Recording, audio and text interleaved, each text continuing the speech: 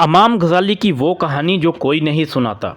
کیا ہو اگر آپ کو آج دنیا کے سب سے بڑی یونیورسٹی کا سربراہ بنا دیا جائے، ہزاروں طالب علم آپ کو سنیں، بادشاہ آپ کی عزت کرے، اور پھر آپ خود سے یہ سوال پوچھیں، کیا میں جو پڑھاتا ہوں خود اس پر یقین رکھتا ہوں؟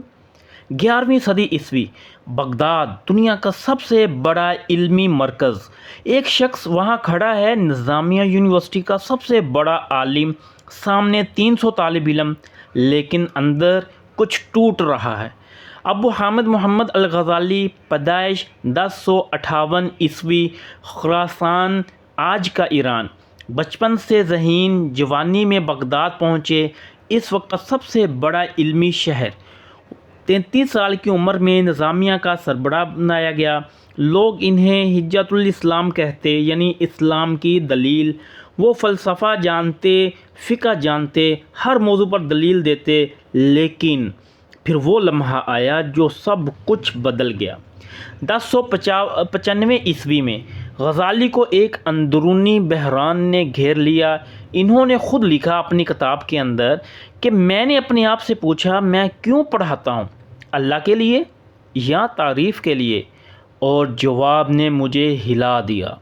غزالی کہتے ہیں 6 مہینے اس حال میں رہا، زبان بند ہو گئی، طالب علم آتے، میں بول نہ سکتا، اور پھر انہوں نے وہ فیصلہ کیا جو سب نے پاگل پن سمجھا۔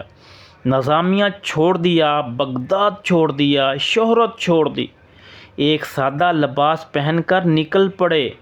کہیں نہیں جانا تھا، بس اپنے آپ کو ڈھونڈنا تھا۔ 10 سال شام، بیت المقدس، مدینہ، مکہ، نام سے دور، شہرت سے دور، انہوں نے خاموشی سے اپنے نفس کا مطالعہ کیا۔ وہ کام جو کوئی بڑا عالم نہیں کرتا۔ نفس کو سمجھو، کیونکہ جو اپنے نفس کو نہیں جانتا وہ اللہ کو کیسے جانے گا۔ اس دوران انہوں نے لکھنا شروع کیا۔ احیاء علوم الدین، 4 جلدیں، 40 کتابیں۔ یہ کتاب آج بھی 900 سال بعد ہر بڑے علمی ادارے میں پڑھائی جاتی ہے۔ ان تمام سے ہمارے لیے 3 اہم سبق ہیں۔ سبق نمبر 1، نیت۔ ہر کام سے پہلے پوچھو، میں یہ کیوں کر رہا ہوں؟ آج کا انسان 100 کام کرتا ہے لیکن جانتا نہیں کس کے لیے۔ جب نیت صاف نہ ہو، کام کبھی مطمئن نہیں کرتا۔ سبق نمبر 2، نفس کی جنگ۔ غصہ، لالچ، غرور، حسد، یہ 4 دشمن ہر انسان کے اندر ہیں۔ جب تک یہ 4 قابو میں نہ ہوں، نہ گھر میں سکون، نہ کاروبار میں، نہ رشتوں میں۔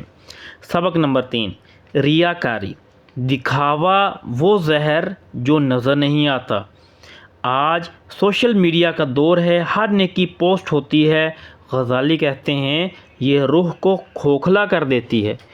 غزالی 1111 عیسوی میں وفات پا گئے۔ اپنے گھر میں ایک کتاب پڑھتے ہوئے آخری الفاظ تھے، سچائی کو تھامے رہو۔ 900 سال گزر گئے، بغداد بدل گیا، دنیا بدل گئی، لیکن وہ سوال جو غزالی نے پوچھا تھا، میں یہ کیوں کر رہا ہوں، یہ سوال آج بھی جواب مانگتا ہے۔ اگر آج آپ نے کچھ محسوس کیا تو یہ ویڈیو کسی ایک دوست کو بھیجیں جسے اس کی ضرورت ہے۔ چینل سبسکرائب کریں۔ اللہ حافظ۔